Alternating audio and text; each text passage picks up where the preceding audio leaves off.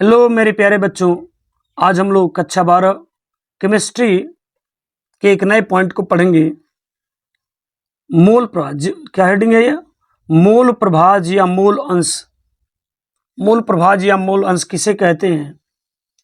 यह प्रश्न पूछा जाता है कि मोल प्रभाज से क्या समझते हैं या मोल अंश से क्या समझते हैं।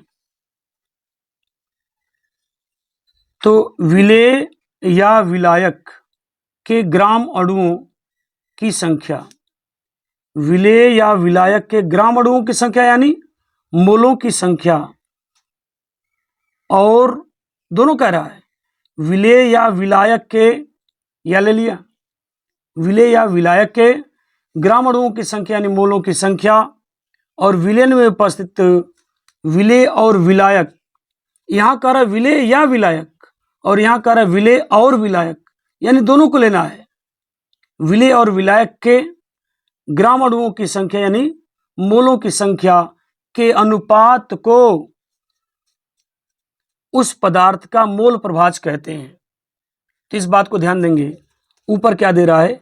विलेय या विलायक के मोलों की संख्या और विलयन में उपस्थित विलेय और विलायक दोनों के मोलों की कुल संख्या के अनुपात को उस पदार्थ का मोल प्रभाज कहते हैं। यदि किसी विलयन में विलेय के n ग्राम अणु यानी n मोल, n ग्राम अणु मतलब n मोल, यानी विलेय के स्मॉल n है ना, स्मॉल n मोल तथा विलायक के कैपिटल N मोल उपस्थित हैं। विलेय के मोल कितने हैं? n, और विलायक के कितने हैं? कैपिटल N उपस्थित हैं। तो विलयन में हम दोनों की बात करेंगे। विलेय का भी मोल प्रभाज निकालेंगे और विलायक का भी निकालेंगे। विलेय का मोल प्रभाज कितना हो जाएगा? विलेय का निकाल रहे इसलिए विलेय ऊपर लिखा है, यहां विलायक का निकाल रहे हैं इसलिए विलायक ऊपर लिखा है। तो विलेय का मोल प्रभाज बराबर, इस फार्मूले को देख करके, इस परिभाषा को देख करके, विलेय का मोल प्रभाज बराबर विलेय के मोलों की संख्या, यानी जिसका प्रभाज पूछेगा वही ऊपर रहेगा, अंश पर रहेगा। विलेय के मोलों की संख्या बटा विलेय के मोलों की संख्या प्लस विलायक के मोलों की संख्या। यानी अगर विलेय का मोल प्रभाज x1 है तो बराबर विलेय के मोल प्रभाज यानी मोलों की संख्या कह रहा है कितनी है?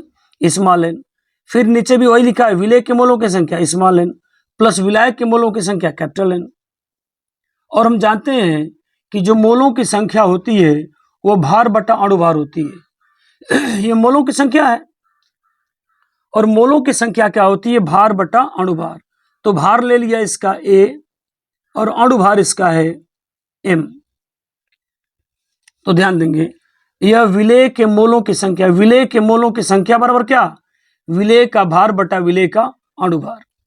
तो विलेय का भार A और अणुभार M है, यानी N के जगह पर मोलों की संख्या जो स्मॉल n ले रहे हो इसके जगह पर हम लिख सकते हैं भार बटा अणुभार यानी A/M। नीचे भी n है तो n के जगह पर फिर वही इस्तेमाल करेंगे। कैपिटल N है तो इसके मोलों की संख्या, इसका बता दिया कि इसका भार कितना मान लें? B। कैपिटल N क्या है? विलायक के मोलों की संख्या है। विलायक के मोलों की संख्या मतलब क्या है? तो वही बात है, विलेय का भार बटा विलेय का अणुभार। तो भार इसका B मान लिया और अणुभार कैपिटल M मान लिया। बातें हैं, इनको सिंबल शो करें कि ये क्या है। A क्या है? विलेय का भार है, जैसा कि हमने यहां बताया। A क्या है? विलेय का भार है। B क्या है? विलायक का भार है। स्मॉल m क्या है?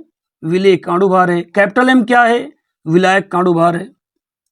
और यही एक तरीका, यही सिस्टम से हम विलायक के मोल प्रभाज को भी निकालेंगे।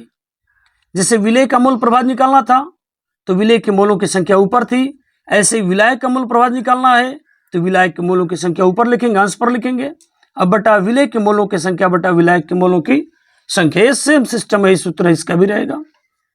अब चूंकि विलायक वाला ऊपर है तो विलायक का मोलों की संख्या कैपिटल N बटा विलेय के मोलों की संख्या स्मॉल n, फिर विलायक के मोलों की संख्या कैपिटल N। तो विलायक की मोलों की संख्या जो n है वह n क्या हो जाएगी? भार बटा अणुभार हो जाएगी। भार बटा अणुभार भार बटा अणुभार, जबकि विलेय के लिए भार क्या है, ए है, और अणुभार क्या है, स्मॉल m है। तो उम्मीद करते हैं ये दोनों विलेय का मूल प्रभाज और विलायक का मूल प्रभाज आपको समझ में आ रहा होगा। ये सारी चीजें हैं